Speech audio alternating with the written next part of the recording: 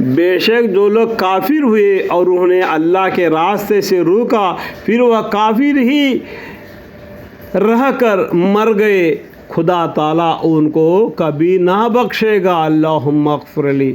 جو تم ہمت مت ہارو اور صلاح کی اطاعت مت بھلاؤ، ہمت کو بھی نہیں ہارنا اور ان کو صلاح کے طرف کو بھی بلانا نہیں، اور وہ چھڑی اٹھائے تو تم بھی چھڑی اٹھاؤ، اور وہ صلاح کے طرف آئے تو تم بھی صلاح کے طرف آؤ، اور تو وہ دین کو قبول کر دے تو ان کو پیچھے کے گناہ کو مت اٹھاؤ، اور جس نے کلمہ پڑھ لیا جو مسلمان ہو گیا تو اس کے پیچھے کے گناہ کو یاد مت کرو، وہ مسلمان ہو گیا، اور تم ہی غالب رہو گے۔ یعنی اللہ پر بھروسہ رکھو اور تم ہمت مت ہارو اور صلاح کی طرف مت بلاؤ اور تم ہی غالب رہو گے۔ اللہ تعالیٰ قرآن میں فرماتا ہے پکا تم ہی غالب رہو گے، اسلام ہی غالب رہے گا، اور اللہ تعالیٰ تمہارے ساتھ ہے اور تمہارے اعمال میں ہرگز کمی نہ کرے گا۔ دنیا زندگی تو محض ایک لہو لعب ہے۔ دیکھو دنیا کے بارے میں بتاتے ہیں انما الحیات الدنیا لعب و لہو وَإِن تُؤْمِنُوا وَتَتَّقُوا يُؤْتِكُمْ أُجُورَكُمْ وَلَا يَسْأَلْكُمْ أَمْوَالَكُمْ۔ دنیا زندگی تو محض ایک لہو لعب ہے، اور اگر تم ایمان اور تقوی اختیار کرو تو اللہ تم کو تمہارے اجر عطا کرے گا، یعنی اور اگر تم ایمان اور تقوی اختیار کرو، ایمان لانا ایک اللہ پر، تقوی یعنی اللہ کے احکام کو پرہیزگاری کے ساتھ ادا کرنا اختیار کرو تو اللہ تم کو تمہارے اجر عطا کرے گا، اور تم سے تمہارے مال طلب نہ کرے گا۔ ہم سے اللہ مال نہیں مانگتے، اللہ ہم کو دیتے ہیں۔ باقی مذہب والے دیکھو ایک کھوپرے پھل، پیسے، موزہ، لڈلا یہ سب لے جا کے دیتے۔ کیا اللہ کھاتا ہے؟ اللہ نے یہ سب ہم کو دے دیا کھانے کے لیے، یہ سب کہا کہ اللہ کا شکر ادا کرو اور ہر وقت اللہ کی عبادت میں مشغول رہو۔ اللہ ہم کو دیتا ہے، ہم کون ہے اللہ کو دینے والے؟ یہ بات کو جانو۔ دوسرے مذہب کو، اپنے مذہب کو دیکھو، ہم خالی ہاتھ مسجد میں جاتے ہیں، باقی لوگ جاتے ہیں تو کیا کیا لے کے لے جاتے ہیں؟ کیا وہ کھاتا ہے؟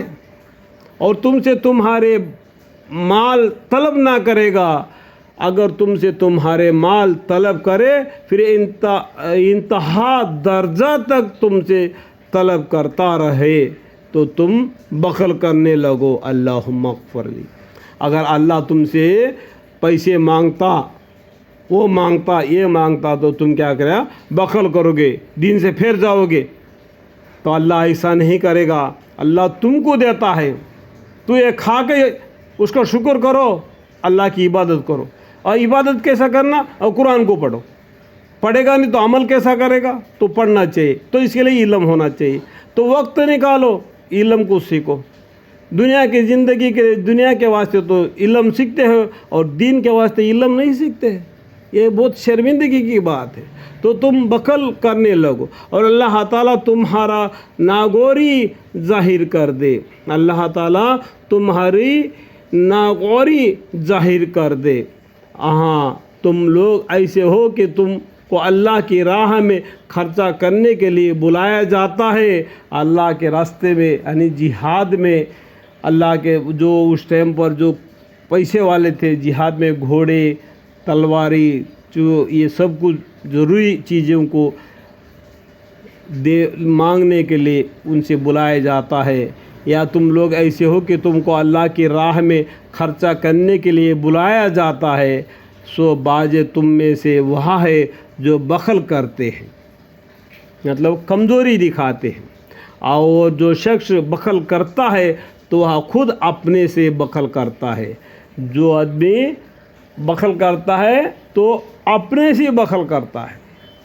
تو بخل کرنے والے کو کیا ہے وہ خود کو جاننا چاہیے، کس وجہ سے وہ بخل کر رہا ہے۔ اگر بخل کرنے کی ضرورت نہیں تو اس کو بخل نہیں کرنا چاہیے، اللہ کے راستے میں خرچہ کرنا چاہیے۔ اللہ تو کسی کا محتاج نہیں، دیکھو اللہ کسی کا محتاج نہیں، ہم اللہ کے محتاج ہیں اور تم سب محتاج ہے۔ دیکھو اللہ کے ہم سب محتاج ہے، اللہ کسی کا محتاج نہیں۔ اور اگر تم روگردانی کرو گے تو خدا تعالیٰ تمہاری جگہ دوسری قوم پیدا کر دے گا، پھر تم جیسے نہ ہوں گے۔ اللہم اغفر لی، اللہم اغفر لی، اللہ ہمارے گناہوں کو خطاؤں کو معاف فرما دے مالک، ہماری کھلے ہوئے گناہوں کو چھپے گناہوں کو معاف فرما دے یا اللہ۔ ہماری کمزوریوں کو دیکھ، ہماری کمزوریوں کو دیکھ مالک، ہم پر رحم فرما۔ اگر تیرے راستے میں ہم نے خرچہ بھی نہیں کیا ہوگا تو دنیا کی زندگی میں جو تکلیفوں کو سہنے کے لیے ہم نے بخل کیا ہوگا تو وہ بخل کو ہم معاف فرما دے، معاف فرما دے مالک، معاف فرما دے۔ تیری رحمت کا سایہ دین اسلام کے ساتھ اپنی زندگی بسر کرنے کی توفیق عطا فرما۔ میرے حق میں میرے بیوی، میرے بچے، میرے پورے خاندان، وسیلہ تا قیامت تک نسل با نسل، ان سب کے حق میں مالک میری دعا کو قبول فرما۔ حضرت محمد مصطفیٰ صلی اللہ علیہ وسلم کے صدقے طفیل میں میری دعا کو قبول منظور فرما دو مالک، آمین ثم آمین، والحمد للہ رب العالمین۔